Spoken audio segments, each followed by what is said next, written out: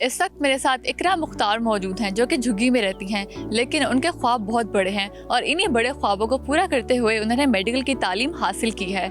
इकरा मुझे बताएगा सबसे पहले अपने बारे में। I got admission in Allama Iqbal, the first and the toppest medical college in Pakistan. मेरा मानना ये है कि अगर आपकी ज़िंदगी में एक अच्छे मौसिन की शमूलियत हो जाए, आपकी ज़िंदगी में वो ऐसा एक रोल प्ले करते हैं जो पेरेंट्स की भी एक तरह से सोर्स होते हैं आपको ऊपर ले जाने के लिए, यानी आपको स्ट्रेंथ देने के लिए। तालीमी सफ़र आपका कैसा रहा शुरू से लेकर अब तक? Okay, it became possible because of my family. मेरी वालदा, मेरे अब्बू जान और आंटी रुखसाना का साथ जो मेरे लिए बहुत मैटर करता है अभी भी और पहले भी, कि उन्होंने मेरे साथ इतना कोऑपरेट किया कि मुझे इस लेवल तक लेके आई और इस सोर्सेस में रह के अपनी ज़िंदगी को प्रमोट करना, अचीवमेंट्स लेना, that is incredible for me as well. मुझे बताएगा आप लोग कितने बहन भाई हैं और आपके वालिदैन क्या करते हैं? ओके, मेरी मामा जो हैं वो मेड हैं, घर पे काम करती हैं, और मेरे बाबा जो हैं वो लदी लोहे का यानी कि वेंडर हैं वो। और हम लोग 5 बहन भाई हैं, बीच में से 2 बहनें नहीं पढ़ सकी because of these situations. My little brother is doing FSC। अच्छा, मुझे बताएगा कि जैसे कि आप इधर झुग्गी में रहती हैं और यहाँ पे मैं देख रही हूँ कि कोई फैसिलिटीज़ भी नहीं है आप लोगों के पास, तो आपने किस तरीके से पढ़ा, कैसे अपनी पढ़ाई को आपने मैनेज किया इतनी मुश्किलात के बावजूद? जैसे कि रोशनी में हम लोग लिखने का काम कर लेते थे ताकि हमारी जो रिटर्न वर्क है वो हो जाए, और फिर रात को हम लोग वो सारा पढ़ते थे और लिख के याद करते थे। रिसेंट ही एक इंसिडेंट हुआ कि हमारे घर इतना ज़्यादा पानी आ गया और हमारी जो काम करने की चीज़ें, हमारी किताबें, वो सारी डूब गई।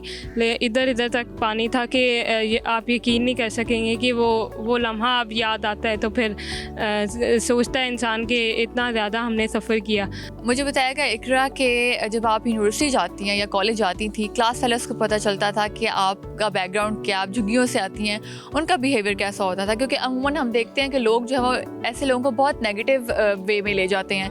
आपको कभी इन मुश्किलात का सामना करना पड़ा? एक दफ़ा मेरे साथ ये वाक़या हुआ कि मेरी फ्रेंड्स गुजर रही थी तो मैं साइकिल पे जा रही थी, तो उन्होंने बहुत बुली किया। मैंने अपनी हिम्मत नहीं आ रही कि हाँ इसको अब ये कॉमेंट मेरे लिए कुछ मैटर ही नहीं करते, बल्कि मेरा जो ख्वाब है मुझे वो मैटर ज़्यादा करता है। अच्छा, मुझे बताएगा कि सारे सफ़र में आपके तालीम से लेकर अब तक के रोल मॉडल कौन था जिसको देखा आप? मेरे लिए सबसे ज़्यादा रोल मॉडल तो रुख फाउंडेशन की जो ऑनर है आंटी रुखसाना इजहार, वो, और उनके बाद टीचर्स, मेरे पेरेंट्स, इन्होंने बहुत ज़्यादा, बल्कि मेरी बड़ी बहनें हैं उन्होंने नहीं पढ़ा और मेरे लिए ताकि मेहनत की ताकि हम छोटे जो बहन भाई हैं वो पढ़ सकें। मुझे बताएगा कि अब तक के आपके सारे सफ़र में वालिदैन की कितनी सपोर्ट रही है आपको, और आपके पेरेंट्स अब आपको देख के कितनी खुशी महसूस करते हैं? मेरे पेरेंट्स की मेरी सक्सेस में तो बहुत बड़ा हाथ था, यानी कि उन्होंने हर एस्पेक्ट पे मुझे बहुत साथ दिया और मेरे लिए हर वो चीज़ पॉसिबल बनाई जो मेरे लिए ख़ुद पॉसिबल थी इस रिसोर्सेज में रहते हुए। और मुझे एक शेर याद आ गया कि